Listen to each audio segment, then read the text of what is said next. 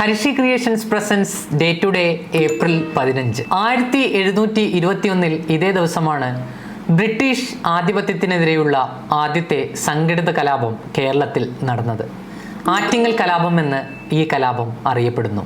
1999 ഇതേ ദിവസമാണ് ഏറ്റവും കൂടുതൽ കാലം മുഖ്യമന്ത്രി സ്ഥാനം അലങ്കരിച്ച് എന്ന പദവി EK നായനാർക്ക് ലഭിച്ചത്.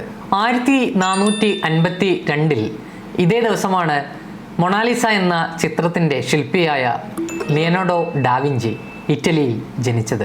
1887 ഏപ്രിൽ 15 നസ്രാണി ദീപിക ആഴ്ചപത്രമായി കോട്ടയത്തെ മാന്നാനത്ത് നിന്നും പ്രസിദ്ധീകരണം തുടങ്ങിയത്. 1983 ഏപ്രിൽ 15 6 വയസ്സും 11 മാസവും മാത്രം ജീവിച്ചിരുന്ന 25,000-ലേറെ ചിത്രങ്ങൾ വരച്ച ക്ലിൻ്റ് എന്ന അത്ഭുത ബാലൻ കോട്ടയത്ത് വെച്ച് അന്തരിച്ചത്.